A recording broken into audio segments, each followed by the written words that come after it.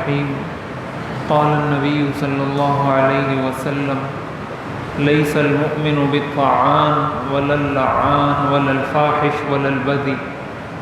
حضور نبی کریم سرور دو عالم صلی اللہ علیہ وسلم نے ارشاد فرمایا، مومن طعنہ دینے والا نہیں ہوتا، مومن کسی پر لعنت نہیں کرتا، مومن فحش گوئی بیہودہ زبان استعمال نہیں کرتا، بیہودہ کام نہیں کرتا۔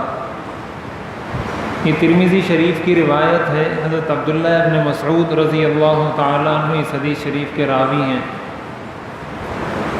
اس حدیث کے اندر حضور علیہ الصلاۃ والسلام نے مومن کے بارے میں کچھ نشانیاں اس کی بتائی ہیں، اور وہ یہ ہے کہ مومن کو اپنی زبان پہ کنٹرول ہوتا ہے، اس کو پتہ ہوتا ہے میں اپنی زبان سے کیا نکال رہا ہوں کیا نہیں، مجھے کیا بولنا چاہیے کیا نہیں۔ اور خصوصیت کے ساتھ آپ نے ان چیزوں کا تذکرہ کیا کہ وہ طعنہ دینے والا نہیں ہوتا، یعنی لوگوں کے عیب بیان کرنے والا نہیں ہوتا کہ وہ لوگوں کے اندر خامیاں برائیاں تلاش کرتا رہے اور دوسروں کے سامنے اس کو بیان کرتا رہے یا اس کے سامنے اس کو طعنہ دیتا رہے۔ اسی طرح لعنت کرنے والا نہیں ہوتا۔ حدیث شریف میں آتا ہے، صحیح مسلم کی روایت ہے، لا ينبغي لصدیق ان یکون لعانا، کسی دوست کے لیے یہ بات جائز نہیں کہ وہ لعنت کرنے والا ہو۔ اسی طرح آپ نے فرمایا کہ بیہودہ زبان استعمال نہیں کرتا مومن۔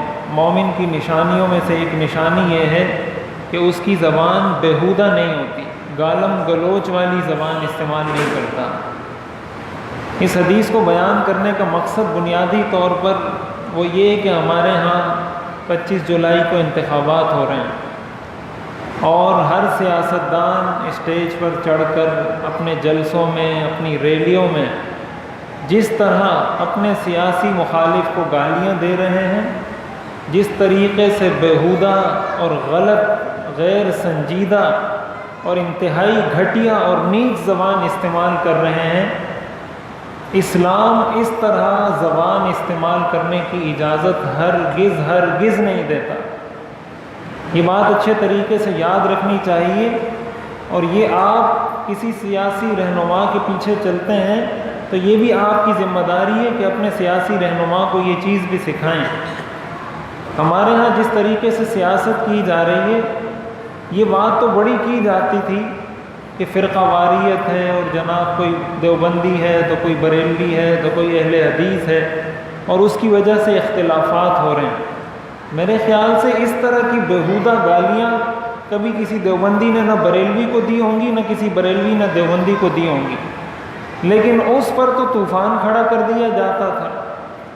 اور اب یہاں جس طریقے سے بیہودگی ہو رہی ہے، جس طریقے سے غلط زبان استعمال کی جا رہی ہے، ایک تو حسرت اور حیرت ہے ہمارے مسلمان بھائیوں پر، ان کارکنوں پر جو کسی بھی اس پارٹی سے تعلق رکھتے ہیں جس کا رہنما کسی دوسرے کے خلاف غلیظ اور بیہودہ زبان استعمال کرتا ہے۔ ایک تو حیرت ہے ان پر کہ وہ اس کو برداشت کیسے کرتے ہیں، وہ اس کو سنتے کس طریقے سے ہیں۔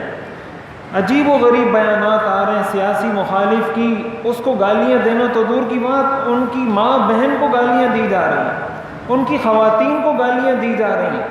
یہ کون سا کلچر ہے، کون سی تہذیب ہے، یہ کون سی ثقافت ہے؟ ہم اپنے آپ کو مسلمان کہتے ہیں، اور مسلمان ہوتے ہوئے ہم یہ ساری چیزیں برداشت کر رہے ہیں۔ حضور علیہ الصلاۃ والسلام کے بارے میں آتا ہے، صحیح حدیث ہے کہ ایک یہودی حضور علیہ الصلاۃ والسلام کو طرح طرح سے تنگ کیا کرتے تھے۔ مسلمانوں کو یہ سلام دیا گیا، السلام علیکم، تو یہودی ان الفاظ کو تبدیل کر کے حضور علیہ الصلاۃ والسلام کو کہتے تھے السلام علیکم بغیر لام کے، اور السلام کا مطلب عربی میں موت ہوتا ہے۔ نعوذ باللہ، گویا وہ یہودی حضور علیہ الصلاۃ والسلام کو یہ کہتے تھے کہ تمہیں موت آ جائے۔ یہ یہودی حضور کو بددعا دیا کرتے تھے۔ تو ایک دفعہ حضرت عائشہ رضی اللہ تعالیٰ عنہ تشریف رکھتی تھیں، ایک یہودی نے گزرتے ہوئے یہ الفاظ کہے، حضور علیہ الصلاۃ والسلام نے جواب میں کہا وعلیکم، وعلیکم، تم پر ہو، اور کچھ بھی نہیں کہا، وعلیکم، یعنی جو تم نے مجھے کہا ہے وہ تم پر ہو۔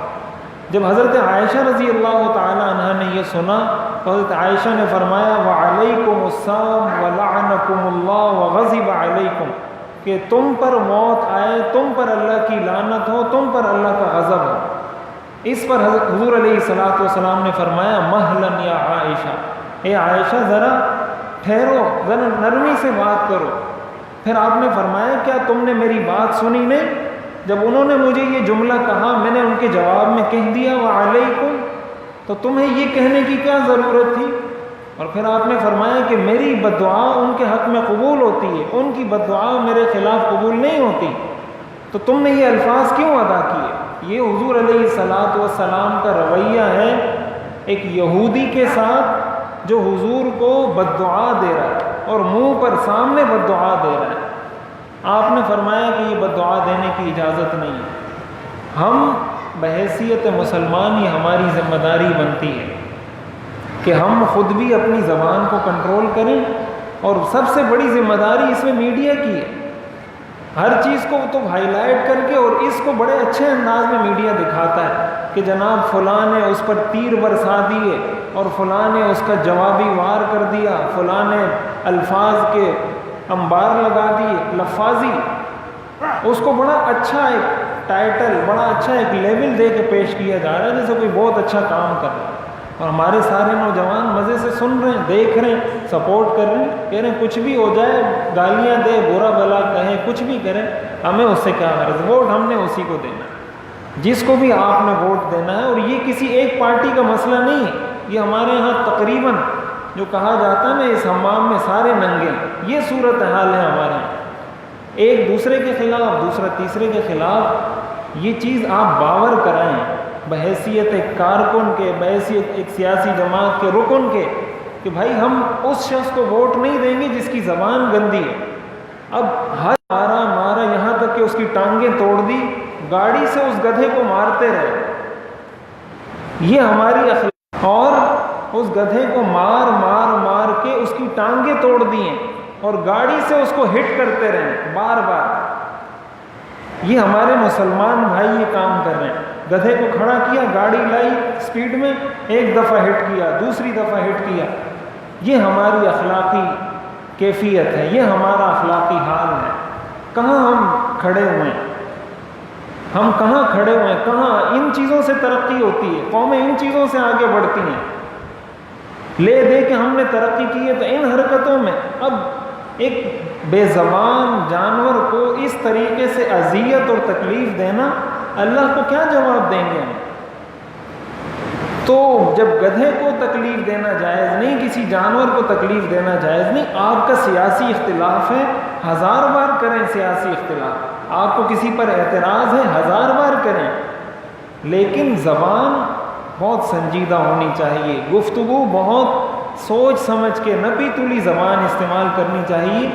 یہ چیزیں ہمارے بچے سیکھ رہے ہیں، اور جب وہ جوان ہوں گے نا تو وہ پھر ہمارے ساتھ، اپنے والدین کے ساتھ یہی زبان استعمال کریں گے۔ اس لیے اس کو ابھی سے کنٹرول کرنے کی ضرورت ہے۔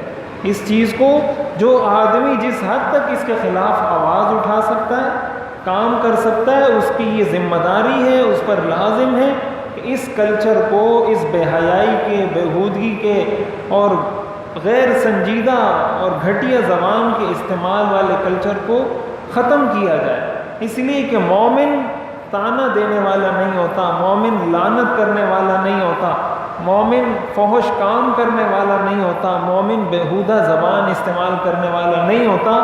اس حدیث کو سامنے رکھیں اور پھر دیکھیں کہ اس حدیث پر میں فٹ آتا ہوں، اس حدیث پر میں پورا اترتا ہوں۔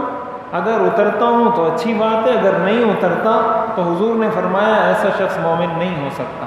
ہمیں اپنے گریبانوں میں جھانکنا چاہیے، اپنے کردار کو دیکھنا چاہیے۔ اللہ تعالی ہمیں عمل کرنے کی توفیق عطا فرمائے۔